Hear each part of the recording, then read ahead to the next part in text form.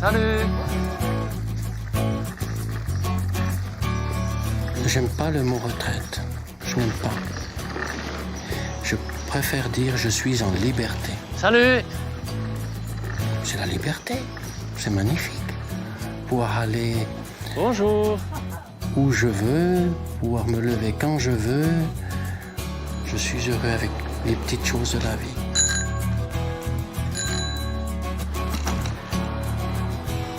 Youhou. Puis je salue les gens. Salut le cow-boy. Salut, comment vas-tu? Eh oh. Puis le bonheur, il est tout près. Il est là, le bonheur. Et c'est quelque chose que je ne savais pas, que je n'avais pas compris. Le bonheur, il est là. Il est maintenant. Eh.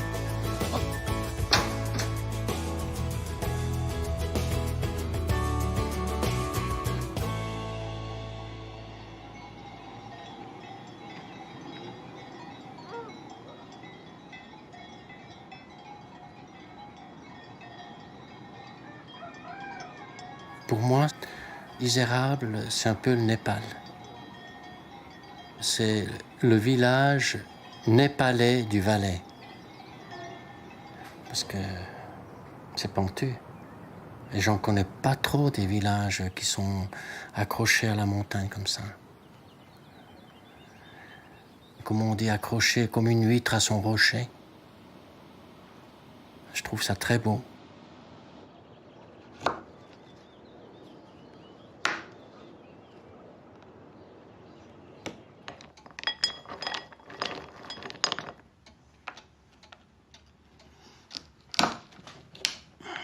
Je suis à Isérable depuis 2 ans.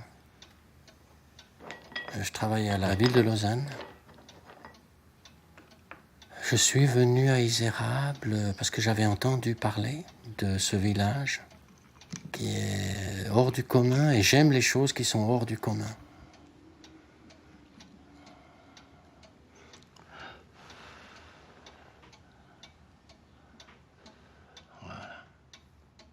Là, ça va être un toucan. J'aime bien ces oiseaux qui... Et dès le départ, c'est une branche, un bout de bois mort. Je vois tout de suite la tête d'oiseau que ça va donner quelque chose de joli. Puis une fois qu'il est fini, qu'il bouge dans le vent, c'est génial. D'un rien, on arrive à faire quelque chose de beau.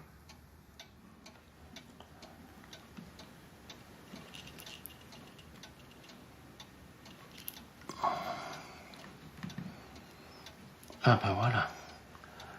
Là, il sera pas mal. Il aura une jolie portance.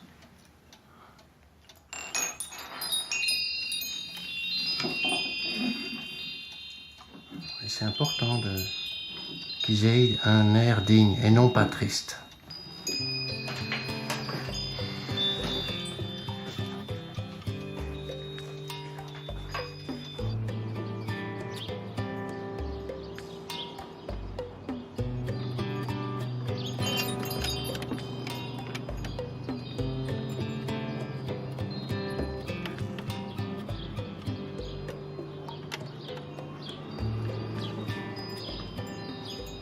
J'aime bien le toucan.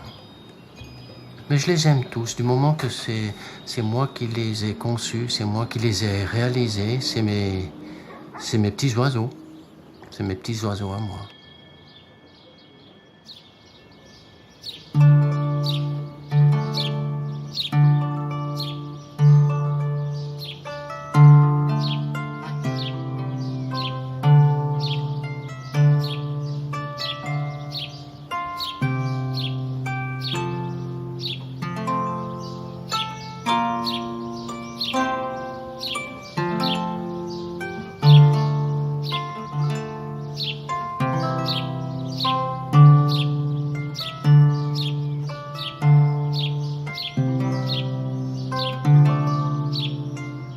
C'était pas évident d'apprendre la harpe. J'ai commencé très très tard, à l'âge de 35 ans. Et il y avait des moments où j'étais presque à point d'arrêter.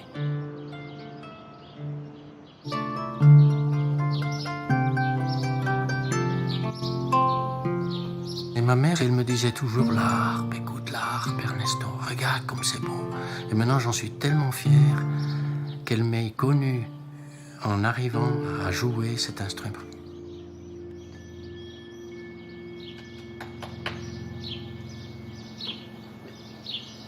Merci. Je lui jouais des morceaux sud-américains, des morceaux qu'on appelle des endroits de los llanos. Los llanos, ça veut dire en espagnol la plaine. Ma mère est née à Trinidad, dans les Caraïbes, et mon père était sur le roi. Donc mon père est allé travailler sur les grands paquebots hollandais et il a rencontré ma mère qui avait 15 ans et demi. Ils se sont mariés et à 18 ans, ma mère a eu son premier enfant. Je suis né au Venezuela, mais à l'âge de une année et demie, nous sommes allés vivre en Espagne, à Barcelone. Mon père n'était pas très facile, un peu instable. Et de là, nous sommes partis en Suisse allemande. Et de là, il décide de repartir à Tolocna, au-dessus de Morges. On n'a vécu que 4 ans là-bas, parce qu'après, mon père a vendu la maison et puis on est reparti au Venezuela. Il ne tenait pas en place, un courant d'air. Lui, il décide de partir et la famille, il fallait qu'elle suive.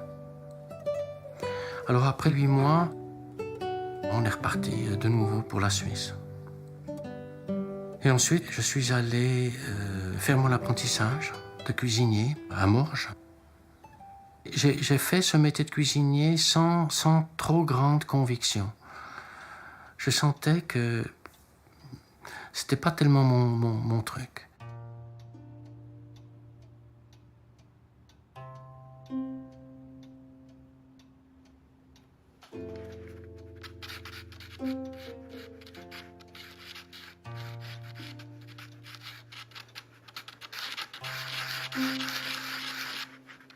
À 22 ans, de nouveau, je suis reparti au Venezuela pour redécouvrir avec un œil différent ce pays. J'ai fait l'école des beaux-arts à Caracas et puis je me suis spécialisé dans le portrait.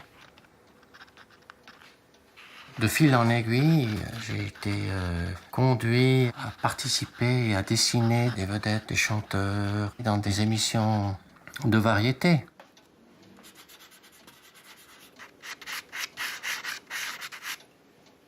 J'étais en direct. Donc, c'est clair que quand j'étais à la télévision, j'avais pas le droit à l'erreur, hein. J'allais à Radio Caracas Télévision.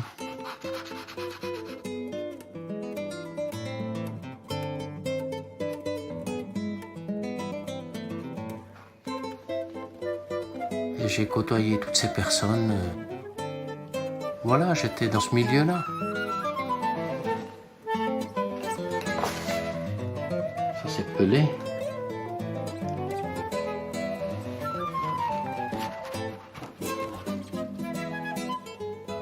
Il y avait la chanteuse Barbara,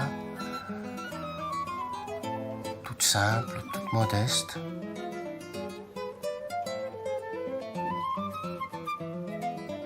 Il y avait Roger Moore. Là, je suis avec mon ami Enrico Macias.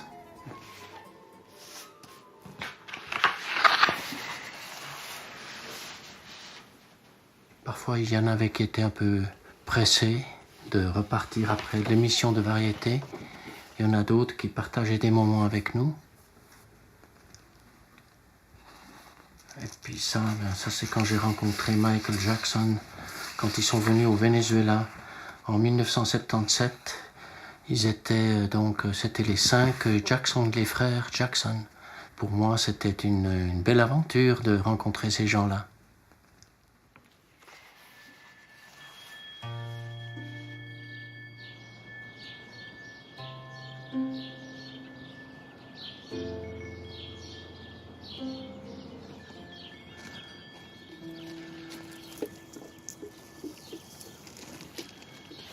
Je suis resté 4 ans. Après, je suis rentré en Suisse. Il m'avait semblé que j'avais fait le tour. J'avais besoin de revenir au pays. Moi qui avais fait l'école enfantine ici, l'armée. Oui, j'étais né au Venezuela, mais j'ai mon cœur suisse.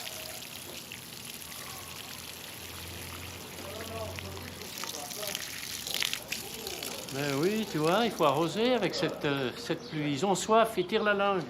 Faut que tu joues un morceau de harpe pour les fleurs, bah, et puis ouais. ça va aller. Mais je pense que quand je joue sur mon balcon, elles entendent.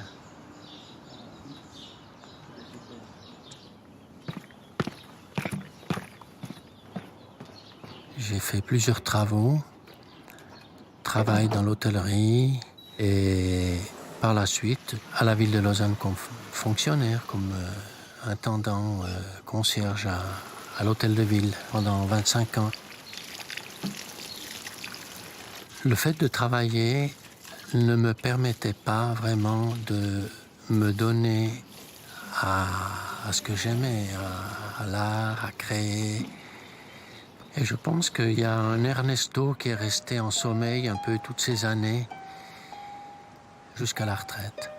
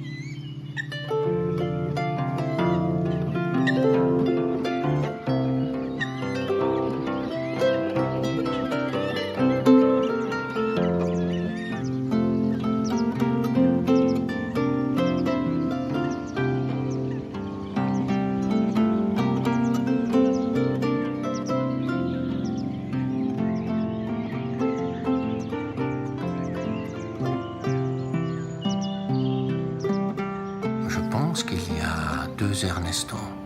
Il y a l'Ernesto quand il médite sur son passé, l'Ernesto quand il crée. Il y a un Ernesto qui rêve tout le temps.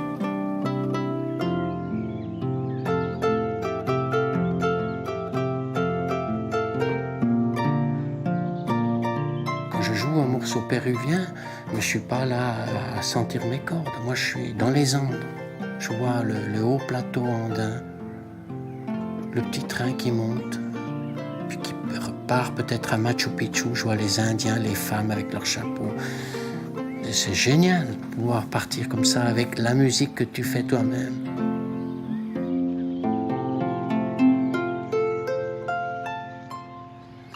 Quand je joue de la harpe, je décolle. Je suis plus avec mon instrument.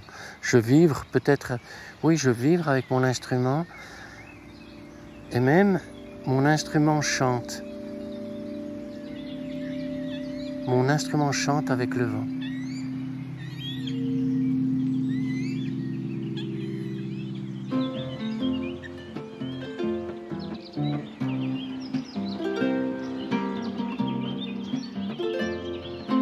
C'est de la musique que j'improvise. Ça aussi, c'est de la liberté. Bien sûr que j'ai pas fait les études de musicien, mais je suis déjà content de jouer comme je joue. C'est comme un oiseau, c'est comme un merle qui chante. Ils n'ont pas appris le solfège, les merles.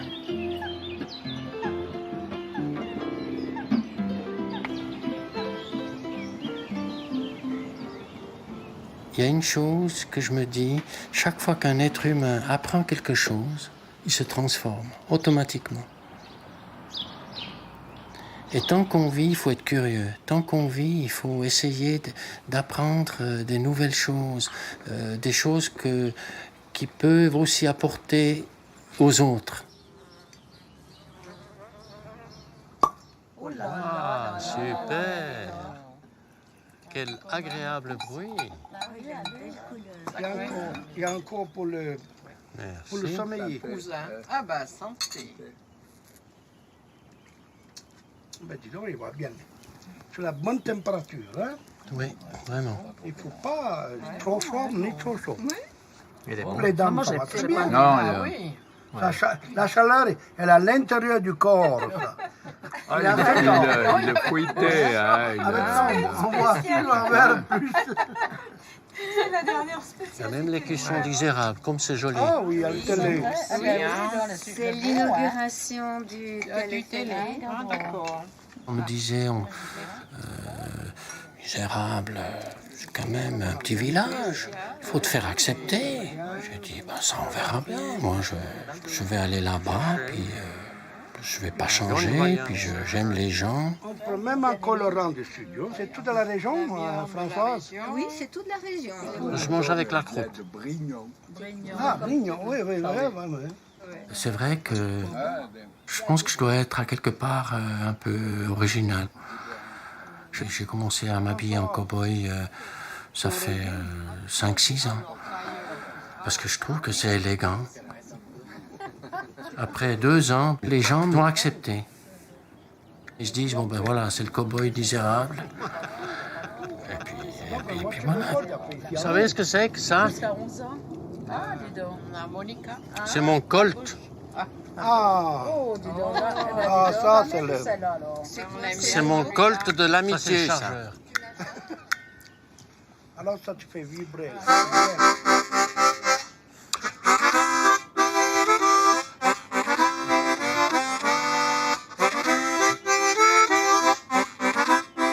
Maintenant que les années ont passé, oui, j'aurais voulu faire une carrière artistique, acteur, faire du théâtre.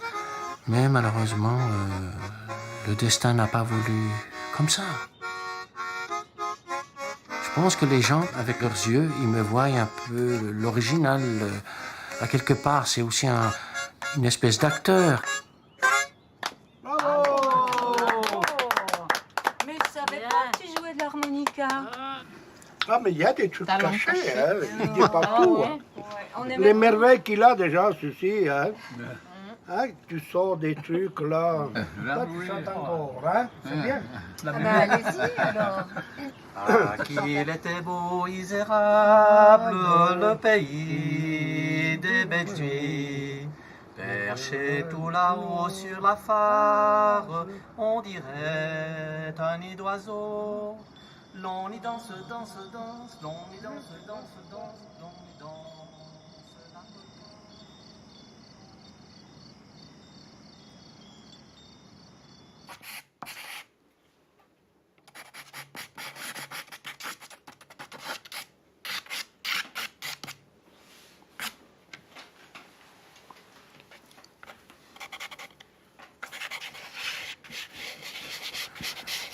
Ce que le Venezuela m'a laissé, c'est la chaleur humaine, c'est le aller vers les autres. Je pense que dans cette instabilité que j'ai vécue, de ces années instables, de ces voyages, ça m'a quand même apporté une ouverture dans le sens que j'ai une vision des choses, que je m'intéresse, que je sois curieux. Je ne peux pas expliquer comment est-ce que ce don artistique, que ce soit la musique, que ce soit la peinture, soit venu. C'est comme ça. C'est comme ça. Tu l'as ou tu l'as pas. Et c'est ça ce qui est beau. Il ne faut pas trop se poser de questions. C'est comme ça.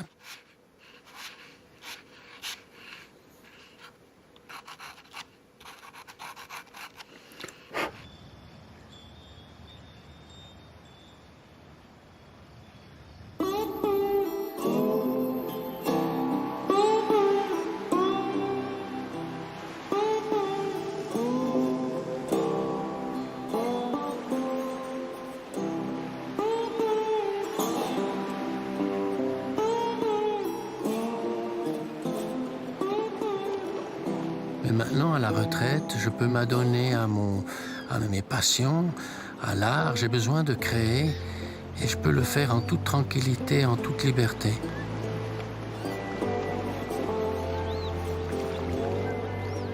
Un jour, je peux faire les portraits, un autre jour, je peux faire de la sculpture, je fais des oiseaux, un autre jour, je décide d'aller faire de la photo. C'est une palette. C'est toi qui décides d'en faire de ta vie un tableau coloré ou gris et triste.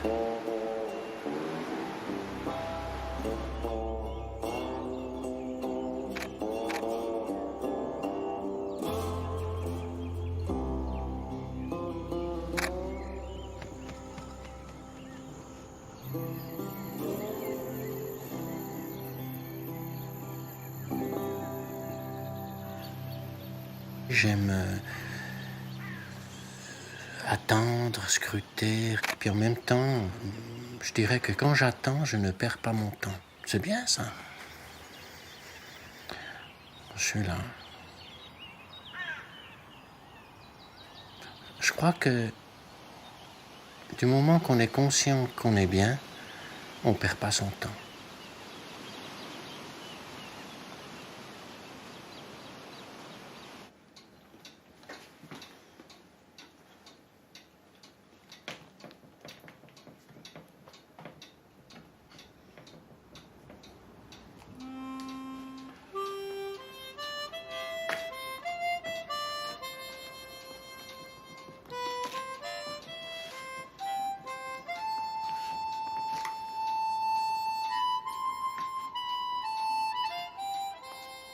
Si j'étais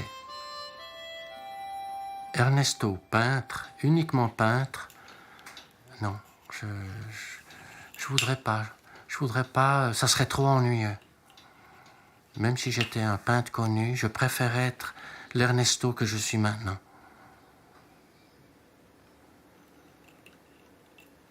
J'ai aucun regret. J'aime la vie. Et puis, j'aime regarder la vie, non pas comme ça, mais comme si j'étais dans un diamant. Avec ses facettes, ses différentes facettes. Ces différentes facettes où il y a la lumière qui rentre de toutes parts.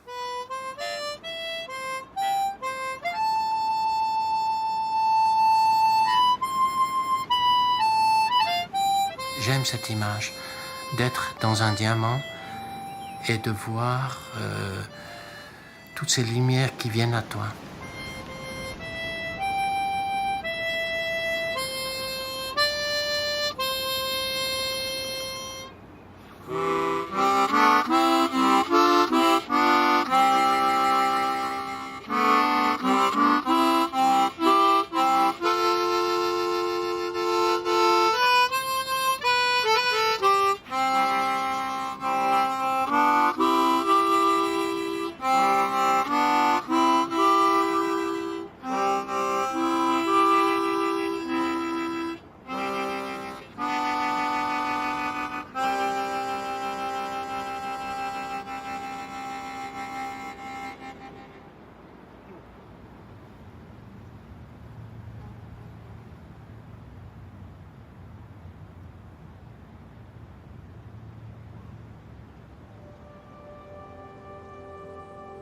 Alors, ce reportage se termine sur ces propos. J'aime la vie, j'aime la regarder comme si j'étais dans un diamant, avec ses différentes facettes, avec la lumière qui rentre de toutes parts. Je trouve que c'est une bien jolie image, non?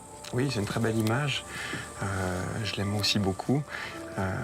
L'idée de ce diamant où la lumière va venir, on se laisse absorber, on prend ce que notre environnement nous apporte. On essaie d'avoir l'esprit ouvert. Alors, je ne sais pas si c'est exactement ça qu'il voulait dire, mais c'est comme ça que je le conçois.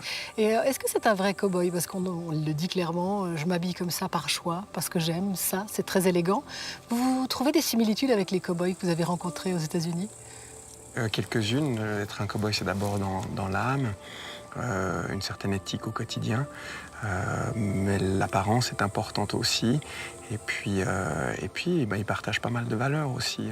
Sentiment de liberté, d'écouter ses besoins et ses envies, se libérer du regard de l'autre. La liberté, c'est vraiment une notion centrale chez le cow-boy. Et je pense que voilà, il vit heureux à se sentir libre. En tout cas, merci Antoine d'avoir passé ces quelques moments avec nous et bon retour chez vous. Merci à vous. Au revoir.